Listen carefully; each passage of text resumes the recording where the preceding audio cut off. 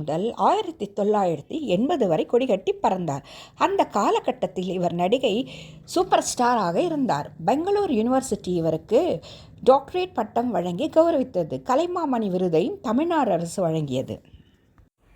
இடையோ இலை இருந்தால் முல்லை கொடி போல் மெல்ல வளையும், சின்ன குடை போல் விரியும் இமையும், விழியும் பார்த்தால் ஆசை விளையும், அந்த பூமகள் திருமுகம் மேலே குளிர் புன்னகை வருவதனாலே, நிலவோ மலரோ எதுவோ நான் பார்த்ததிலே அவள் ஒருத்தியை தாம் நல்ல அழகி என்பேன், நல்ல அழகி என்பேன்.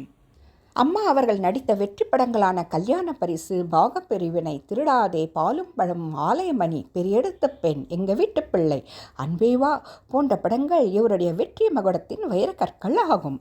இவர் காதல் மன்னன் ஜெமினி கணேசனுடன் 17 படங்கள் நடித்துள்ளார்.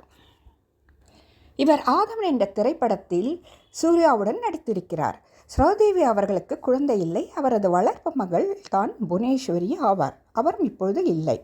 அவரது கணவர் ஸ்ரீ ஹர்ஷா ஒரு என்ஜினியர். இவர் தன் பக்கபலமாக இருந்து வந்தார். 1967ஆம் ஆண்டு இவர் திருமணம் நடந்தது. 1986இல் அவர் காலமானார்.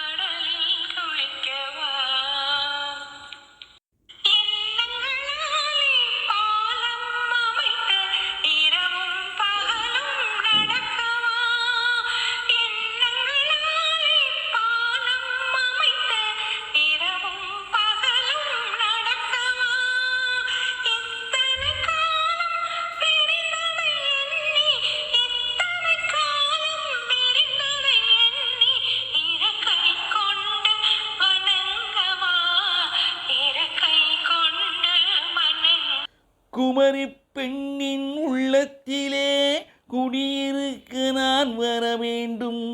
குடியிருக்க நான் வருவதென்றால் வாடகை என்ன தர வேண்டும்?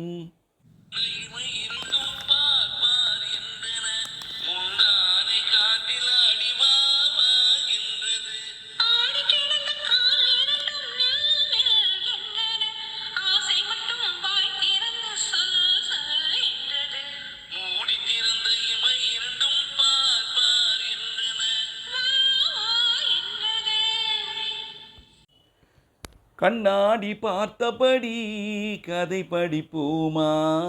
பொன்னான கண்ணங்களில் படம் வரைவோமா? நடந்ததை நினைத்தபடி ரசித்திருப்போமா? நாளை இன்னும் அதிகம் என்று தெரிந்திருப்போமா? கல்யாண நாள் பார்க்க சொல்லலாமா? நாம் கையோடு கை சேர்த்து கொள்ளலாமா? பொது வாழ்விலும் இவர் பலருக்கு உதவி செய்துள்ளார். இவ்வளவு சாதனை படைத்த பி. சரோஜாதேவி அம்மா அவர்கள் தற்போது நம்மிடையே இல்லை. அவர் என்றும் நம் மனதில் வாழ்ந்து கொண்டு தான் இருக்கிறார். வாழ்க அம்மாவின் புகழ்.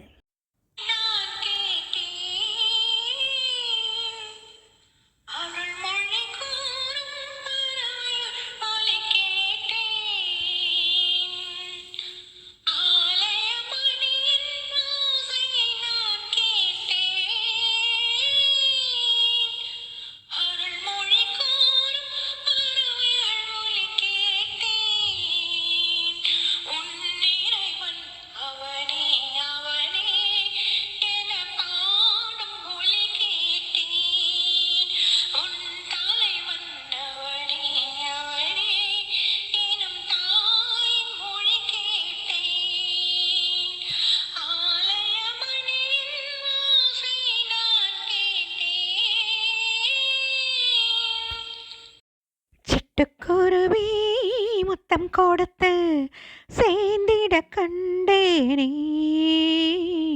செவ்வானம் கடலினிலே கலந்திட கண்டேனே, மொட்டு விரிந்த மலரினிலே வண்டு மூழ்கிட கண்டேனே, மூங்கிலே காற்று வந்து மோதிட கண்டேனே. அனைவருக்கும் நன்றி, வணக்கம்.